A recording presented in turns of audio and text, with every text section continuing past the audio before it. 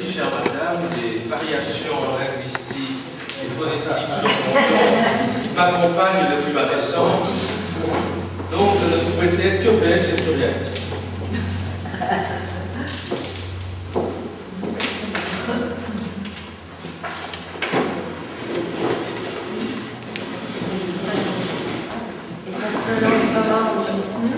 Ça se prononce comment? Les Flamands font du GH un peuple, voire rebeu. Chez mes parents et dans le nord de la France, on dit poche-beu. Ça va plus vite en français. Le vieux grammairien en disait quoi que beurre. Il y en a qui disent cac beurre. Après ça, on ne peut avoir un rapport à l'identité qu'assez subtil. Bon, voilà.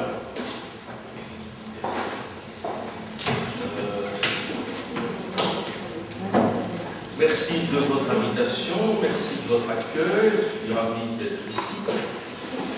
35 ans après mon premier atterrissage de grade, ça fait quand même un certain temps. Alors l'homme et l'œuvre dont je vais vous parler un peu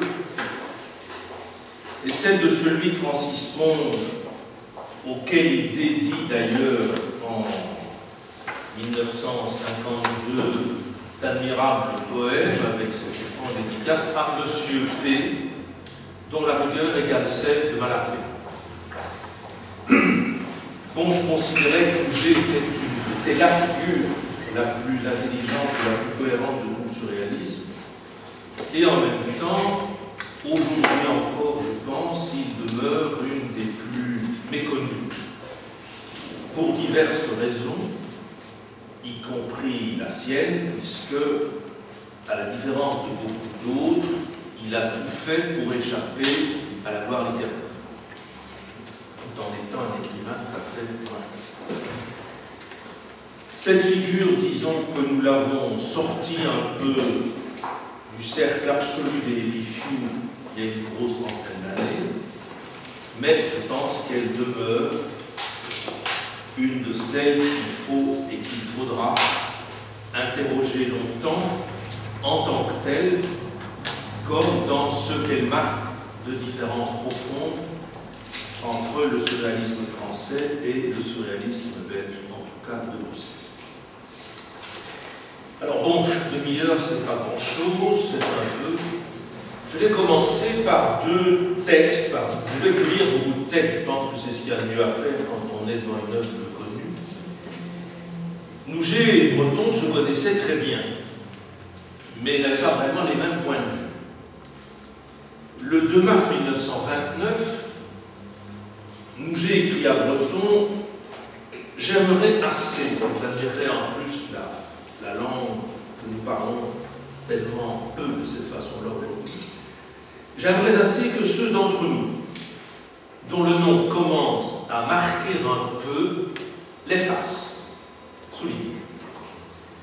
Ils y gagneraient une liberté dont on peut encore espérer beaucoup. » Et le texte continue, y compris avec des comparaisons avec les voleurs, les assassins. Dont refus absolu, et je dis bien absolu, de l'inscription dans l'ordre de la reconnaissance, de la promotion, du circuit et du champ littéraire. À tel point que nous ne connaîtrons la plupart des poèmes de Nouget que juste avant sa mort. Marcel Mariette ayant eu l'intelligence de les rassembler en vrac.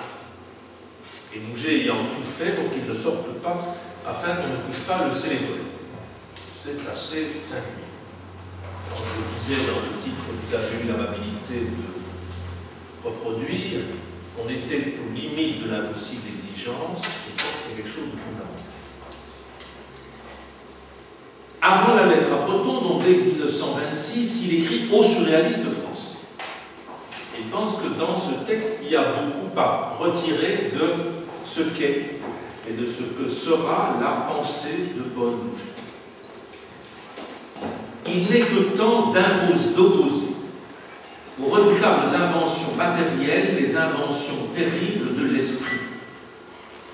Nous sommes l'esprit de révolte qui se refuse, qui éternellement se refusera aux conditions qui lui sont faites, mais qui ne fondent pas sur la négation simple de ces conditions pour pousser en avant sa révolte.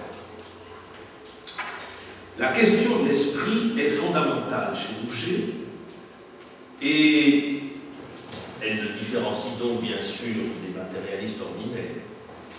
À la limite, elle pourrait le rapprocher lointainement du romantisme allemand. Et en même temps, tout son travail va être justement de maintenir la question de l'esprit tout en le retirant du spiritualisme, de l'humanisme, de tout ce qui l'a entouré pendant des siècles, et que le premier conflit mondial et la révolution russe ont mis par terre. Nous nous refusons pareillement. Or, Mouget fonde, avec quelques autres en Belgique, le prélude du futur parti communiste, 17-18. Nous nous refusons de lier notre aventure à l'avenir de la révolution sociale. Que d'autres le fassent, il nous serait difficile de croire à des démarches vaines, et qu'ils conforment leur action à leur désir, qu'ils participent à l'action des organisations prolétariennes qui seules sont capables de pousser la révolution, qu'ils cessent de vouloir se distinguer d'elle, de poursuivre la chimère d'une activité parallèle, qu'ils contribuent à exaucer, à sauvegarder de tant de contradictions qui la menacent, la pureté de cette action. Le mot pureté paraît aussi important à résoudre. Donc, il est communiste, il interdit au parti de se mêler de littérature. Et il n'acceptera jamais le jeu, les chatteries des journalistes français. Donc, il y a des clivages chez Boucher qui sont toujours là. Et dès 26, c'est écrit aux copains et camarades français. Pour nous, l'esprit de révolte nous incline à d'autres tâches. Il semble pour nous qu'il ne soit plus que le présent. Un présent infiniment diversifié, où à la mesure de nos interventions, de nos intentions, il importe d'intervenir.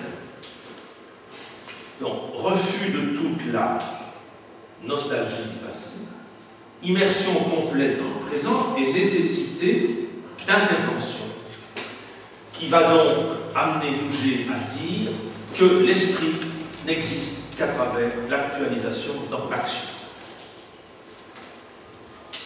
Et cette action, pour lui, elle sera les fonctionnements du poétique, des interventions qui seront les siennes en ce qu'il appelle en produisant des objets bouleversants. Donc en prenant par exemple les hommes sandwich qu'on promenait dans les années 20, il les fait promener dans Bruxelles avec des textes poétiques un peu comme les tableaux de Magritte. Il est d'ailleurs celui qui va titrer les tableaux de Magritte. Chaque fois, trouver des mots qui sont en décalage, où le décalage de l'image est doublé encore par un décalage dans le titre. Nous ne redoutons rien tant que de nous expliquer, de nous prévoir, rien de nos démarches passées qui ne participe au présent. Donc le passé ne peut pas être autonomisé, il n'a de sens que dans le présent. Nos yeux ne se ferment pas sur nos actes, mais nous ne nous croyons pas infaillibles. Nous nous rappelons chaque jour comment les intentions se confondent avec notre vie. Il nous est aussi arrivé de les desservir. Lucidité de tout à fait remarquable, et on ne trouve pas ça dans l'ensemble des textes refus de la gloire. Je pense que c'est intéressant, c'est 1926, c'est adressé aux Français, avec lesquels il y aura donc toujours des relations extrêmement singulières, proches et conflictuelles à la fois. L'esprit, dit Boucher dans un autre texte, parlant de l'humanisme en général, est un abri commode où se réfugient et tiennent à l'aise toutes les confusions. C'est bien sûr de ces confusions qu'il entend sortir à travers l'essentiel de sa texte. L'on s'efforce depuis longtemps à tracer une image de l'esprit, et ce n'est pas sans raison que l'on arrive d'habitude qu'à un dessin dérisoire, et qu'il est à peu près impossible de prendre en considération. L'échec des philosophes, des métaphysiciens et des psychologues trahit les causes, pour peu qu'on considère les mobiles de leur entreprise. Ils comptent utiliser l'esprit en faveur de l'esprit, refus de l'autonomisation de l'esprit, où je vous ai dit l'esprit n'est qu'action, ils tiennent l'esprit à la fois comme objet et comme sujet. Ils espèrent tirer de la considération de cet objet à peu près toutes les directives, toutes les leçons indispensables en style de sujet. Or, pour arrêter le mouvement de l'esprit, non, pour assurer le mouvement de l'esprit, il importe d'abord d'arrêter l'esprit. L'expérience réelle de l'esprit, qui est l'action, qui tient tout entière dans l'acte, nous apprend que cette démarche n'est possible qu'en intégrant à l'esprit certains éléments extérieurs, qu'elle ne supporte pas la mise en évidence de ce qui est essentiel à l'esprit, qu'elle est liée à un sentiment impur de l'esprit. Donc, mise en cause, très claire, du fait que l'esprit, dans la grande tradition occidentale, est à la fois objet et sujet, qu'il est de plus en plus autonomisé par rapport à l'extérieur et qu'il tend à la pureté.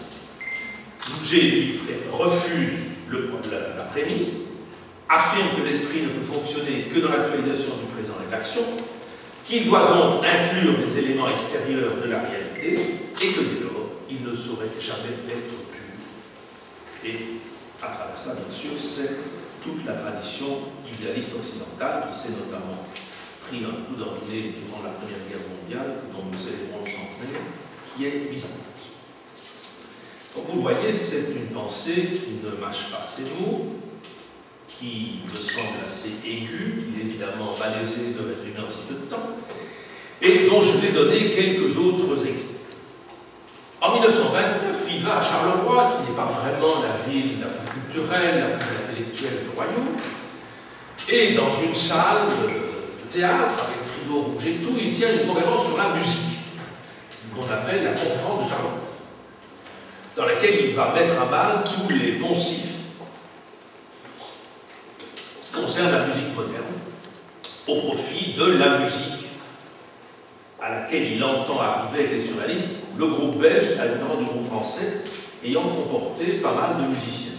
Ça, c'est aussi une chose que peut-être certains d'entre vous le savent. Et dans cette conférence, qui est à la fois reprise dans les volumes qui ont rassemblé une partie de son œuvre, donc la théorie est sous l'enseigne Histoire de Paris, et de la poésie, l'expérience continue dans le double sens de Elle continue après moi, et ce livre est une expérience de monde. Dans la conférence de Charleroi, il y a quelques considérations fort intéressantes, non seulement sur la musique, mais aussi sur le langage et sur l'actualisation, au fond, de la position de Nouget par rapport à l'activité politique et langagière à partir des années. Il n'est pas hors de propos de rappeler que l'idée avantageuse que la plupart des écrivains se font du langage est depuis quelques années soumise à une rude épreuve. Si bien que nous la retrouvons maintenant dans un fort piteux état. Il faut un singulier aveuglement pour pouvoir imaginer que le langage est un outil fidèle dont on pourrait se servir en toute innocence. Sans doute ne doit-on pas pour autant renoncer à en tirer parti. Et si vous vous plongez un jour dans Nouget, vous verrez qu'il y a toujours ce mode d'articulation du discours qui clash. Et puis en même temps, ce que j'ai dit tout au début, ce n'est pas la médiation radicale. Il y a quelque chose quand même à tirer de l'ancien positionnement. On verra, si on en a le temps, que cet homme qui était tout à fait devenu un bouffeur de curé, par contre, s'interroge sur la sainteté, sur une série de choses qui viennent du grand héritage spirituel et de nouveau enchaîne des transpositions dans l'aujourd'hui qui était le leur ou qui était le sien. Il parle aussi des critiques qui s'attachent à la tâche dérisoire d'amender et de réduire le langage et de nouveau maintes ruptures de phrases. Et cependant, il faut bien convenir que c'est grâce à eux que des exigences nouvelles ont pu être formulées, exigences dont il convient pour nous d'atteindre et d'obtenir les plus surprenants résultats. Le langage ayant des propriétés jusqu'ici négligées, mais qui ne sont pas celles de l'illusion qui tourne autour du langage.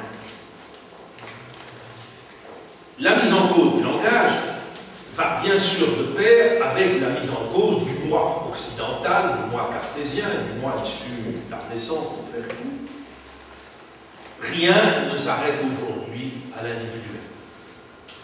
Le moi présente cette propriété étrange d'être à la fois hermétique et poreux.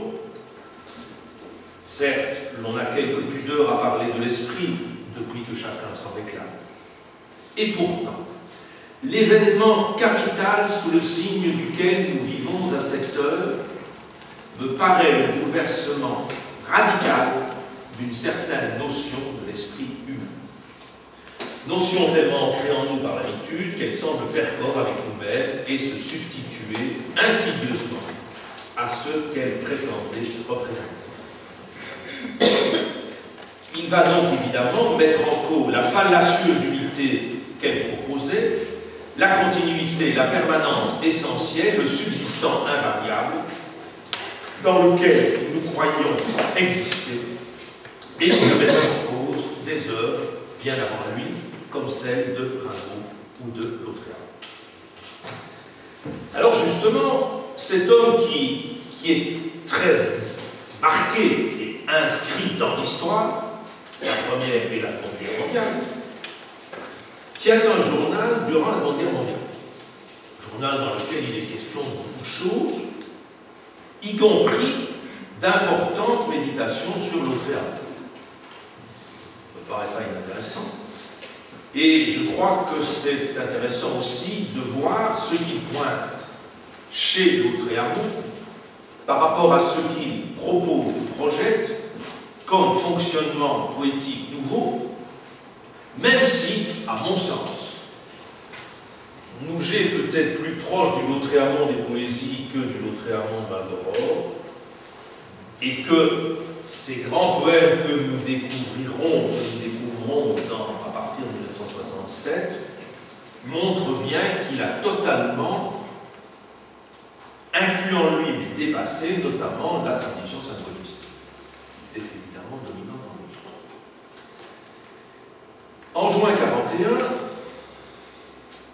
il oppose Schopenhauer, dont la griffe est toujours sûre de réussir, à celle de vouloir attaquer de Lautréamont, qui est toujours dramatique et incertain. Alors ça aussi, ça me paraît très intéressant. La phrase de Nouget paraît une phrase netteté, elle est rationnelle, presque cartésienne, sauf qu'il y a toujours le double mouvement dont je parlais tout à l'heure, et en même temps, elle ne cesse de tracer les chemins de l'incertitude et non pas de la fausse certitude. Les rapports du moral et du physique, dit-il, chez Lautréamont, sont des rapports de formation qui débouchent sur la pointe et sur la pique. Le 11 juin, ayant comparé les oiseaux et les poissons qui vivent dans le volume, il revient sur le langage en disant que dans le règne du langage plus qu'ailleurs, les valeurs intellectuelles, les valeurs objectives et les valeurs enseignées deviennent très rapidement opprimantes. Et qu'il s'agit donc d'arriver à une poésie primitive, mot qu'on va retrouver dans de nombreuses émanations surréalistes, y compris au Brésil, et en même temps à quoi ne ressemble pas vraiment ou pas du tout la poésie de Nouget. La poésie primitive doit créer son langage, elle doit toujours être contemporaine de la création d'un langage. Ça, par contre, c'est l'actualisation dans le présent dont je parlais tout à l'heure et la possibilité que cette poésie devienne écritive projective, c'est-à-dire qu'elle ne soit pas dans la continuité, qu'elle ne soit pas dans l'amarrage, le ressassement ou la nostalgie, la méditation du passé, mais qu'elle soit, comme le dira un des successeurs de Nouget qui va créer Cobra en Belgique, d'autres mots, j'écris donc je crée. C'est au moment où l'acte se produit que quelque chose commence et que l'esprit enfin existe. Il n'existe pas en dehors de l'acte qui est aussi. Il va aussi réfléchir, mais on n'en aura pas, je crois, beaucoup de temps, à toutes les questions des figures de style. La métonymie, la métaphore, Et il écrit par exemple: le théorème fondamental de la poésie projective est de savoir quels sont les éléments d'une forme poétique qui peuvent être impunément déformés par une métaphore en laissant subsister une cohérence poétique. On voit bien le même mouvement de l'attitude et de la phrase, éléments d'une forme qui peuvent être déformés par une métaphore en laissant subsister une cohérence poétique en même temps. Bon, il continue bien sûr. Alors, il y a une comparaison très intéressante entre Baudelaire et Lautréamont, et c'est d'autant plus intéressant qu'il va revenir souvent sur Baudelaire. On peut classer les poètes en deux groupes, suivant qu'ils vivent dans un temps vertical, intime, interne comme Baudelaire, ou dans un temps franchement métamorphosant, vif comme une flèche qui court aux bornes de l'horizon, tel que Lautréamont ou Éluard. Et il y ramène, et il le fera à maintes reprises, jusqu'à reprendre des textes de Baudelaire, comme il l'a fait d'ailleurs, les journalistes belges ont fait des débuts, ils reprennent des grands textes classiques français et ils en changent un mot qui évidemment modifie complètement le sens général de la partition. Dans le texte de Baudelaire que je cherche, et bien sûr je ne l'ai pas trouvé, le mot qui va remplacer, je ne le sais plus, mais celui qu'il va ajouter et remplacer, c'est bien sûr le mot engendré. Alors,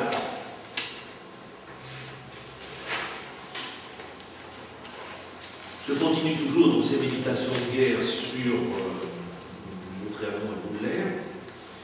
Lautréamont ne travaille pas en termes d'images visuelles, mais en termes d'images cinétiques. Dans les chants de Maldoror réveillent en soi des sympathies musculaires. On y trouve une hygiène de la volonté pure et de la pureté de l'impulsion. La sublimation de la sorte devient une véritable cristallisation objective.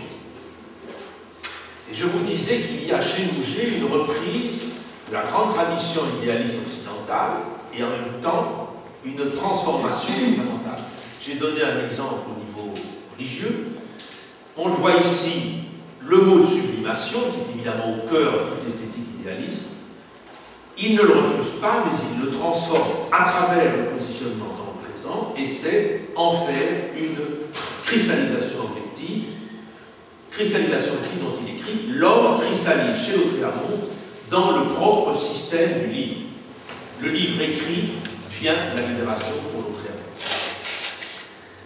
Avant d'être observé, ce qui est dit a été créé. Or, Mouget est un biochimiste. Donc, en plus, l'observation scientifique, c'est rare, plus dans le monde littéraire, d'avoir des purs savants. Donc, ça aussi, je pense, c'est intéressant à noter. Et c'est ce qu'il va appeler une langue instantanée, centrée par le mot sur l'instant agressif et faisant passer du règne de l'image au règne de l'action. Attaque bien sûr de la poésie lettriste comme de la musique moderniste. L'explosion dans un texte n'est pas syllabaire, mais plutôt sémantique. C'est le sens qui saute et non le souffle. Et toute l'œuvre de Mouget va donc être largement consacrée à l'invention de cette perpétuation de la question du sens dans un sens autre que celui de la tradition idéaliste. J'ai encore combien de temps?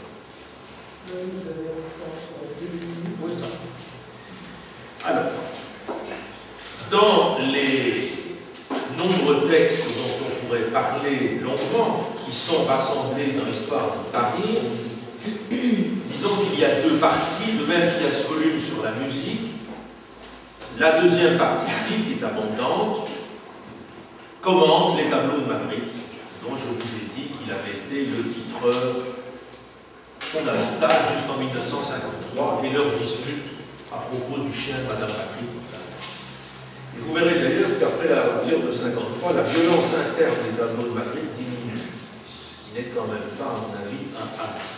Donc on pourrait prendre aussi toute l'actualisation de la pensée de Mouget à travers ce vers quoi il fait Magritte un peintre surréaliste et de la tension profonde qui s'écrit dans leur vie.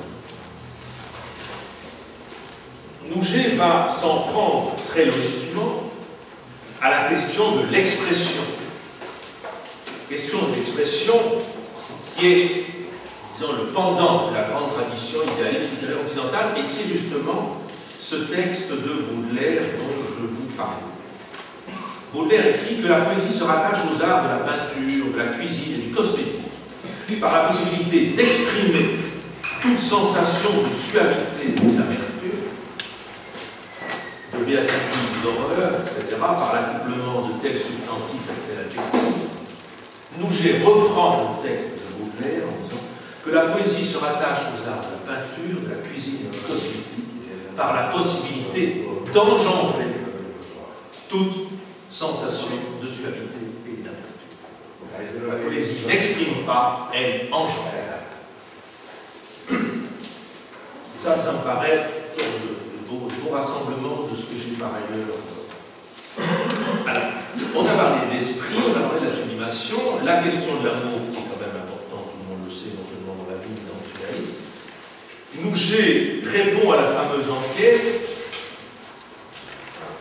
sur les différentes questions qui étaient parues dans la révolution surréaliste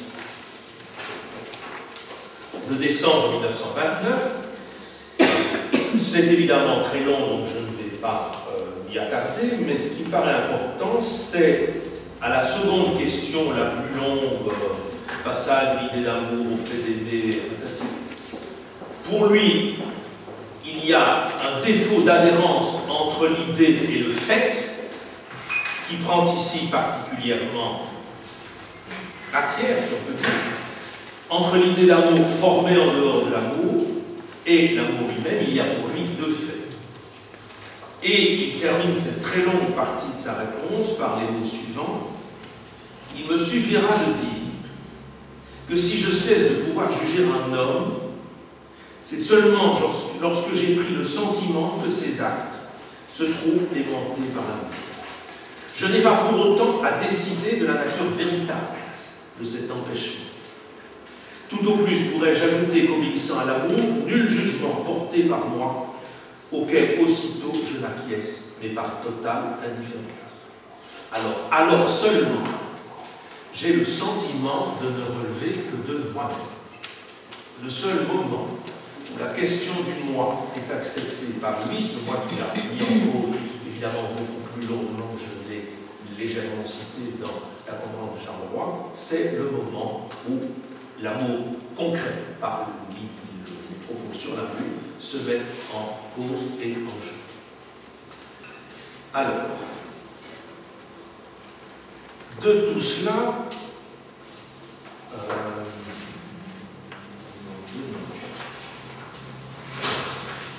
Mouget va longuement méditer sur la question, je vous l'ai dit tout à l'heure, de la poésie. Et il le fera notamment dans la poésie transfigurée, qui est un texte qu'il écrit au moment où Aragon fait l'objet de poursuites judiciaires et de menaces pour avoir écrit un poème contre l'armée coloniale française au Maroc. À la différence de la plupart des gens qui se mobilisent dans tout cela avec de la littérature, Mouget écrit, ben oui, justement, c'est de la littérature. Donc c'est un acte révolutionnaire qui peut entraîner la prison à laquelle il n'y a pas à s'y soustraire. C'est une volonté de détruire l'ordre dans lequel nous sommes.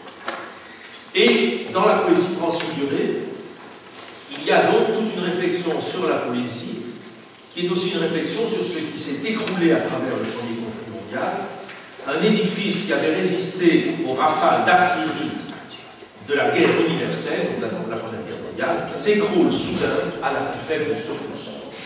C'est-à-dire qu'au moment où Aragon publie un poème tel que celui-là, le mode d'appréhension de la bourgeoisie occidentale du fait littéraire s'effondre et brusquement les poursuites se mettent en gros, ce qui pour bouger veut bien dire qu'il y a là une imposture mentale et idéologique. Peu après, il écrit un texte fort intéressant aussi, qui est l'action immédiate, et donc la question de l'action révolutionnaire dans l'époque qui est la leur. Première proposition, refus de la poésie et de la littérature prolétarienne, qui rejoint ce que j'ai dit dans la réponse qu'il a faite aux Français en parlant du Parti communiste. 2. Attaque en règle de la religion, dont il considère que jusqu'à présent, en fait, l'édifice n'a pas du tout été attaqué et que les surréalistes sont les mieux placés actuellement pour se livrer à un travail qui ferait bouger ce qu'il y a dans le religieux, qui demeure non pas recevable, mais transformé. Deuxième grande proposition, action immédiate, mais sous couvert d'anonymat, surtout pas de mise en valeur de l'auteur. Et troisième proposition, c'est le travail avec des gens de la classe ouvrière pour ceux qui peuvent. Je pense que je vais abandonner certaines citations et vous lire quand même un poème. Un poème tout à fait surprenant. Je ne vais pas vous montrer ou vous lire ces fameux poèmes qu'il faisait promener dans les rues de Bruxelles. Il a aussi repris la grammaire française qui était la plus en vogue à l'époque, la grammaire de Paris-Juranville, et il a fait uniquement les poèmes à partir des exemples de grammaire de Madame Paris-Juranville. Ce qu'il va faire aussi à propos de la grammaire à travers laquelle le français était enseigné en Union soviétique. Dans le livre Hommage à Guy de Maupassant, il y a une dédicace qui nous a laissé très longtemps perplexes. Qu'est-ce que c'est que ça? En hommage de l'Union soviétique à Guy de Maupassant. Et la grammairienne russe fondait l'essentiel de ces exemples dans le monde français à partir de Maupassant. Et reprenant de nouveau les exemples de Maupassant repris dans la grammaire russe, Nouget fait un recueil. On voit donc bien qu'on est là devant un mécanisme assez particulier, dont je vous donne deux exemples. Votre tête trempée de vent, vous étouffez au fond de votre tête. Ce sont les choses qui faisaient trembler donc. Les idées n'ont pas d'odeur. Mais il y a aussi une activité poétique, disons, plus classique, et extraordinairement nuancé, si l'on veut, par rapport à ce qu'il a dit sur l'attaque par exemple. Le deuxième poème du livre s'appelle L'écriture simplifiée, s'appelle L'amateur d'eau. Et vous vous souvenez tous du poème de Rimbaud, Eau. J'ai accoutumé depuis longtemps de me lever un peu avant l'aube, pour surprendre dans l'instant qui va suivre ce qu'il adviendra de la nuit. Elle est là contre mon visage, elle a tout pris. Elle semble impénétrable, mais derrière elle, je devine rassembler toute la lumière qui tremble comme un déluge avant de s'abattre. D'abord, la nuit résiste à cette pression des grandes eaux éblouissantes, mais poreuse, le mot tout à l'heure, hermétique et poreuse, mais poreuse, et dans ses profondeurs, elle laisse enfin sointer doucement quelques clartés laiteuses qui s'étendent, taches de phosphore, et commencent d'engendrer l'espace. J'ai longtemps souhaité une soudaine rupture. Là, le révolutionnaire montre le bout de son nez. J'ai longtemps souhaité une soudaine rupture, une totale invasion de lumière. Que cette grâce m'ait été refusée.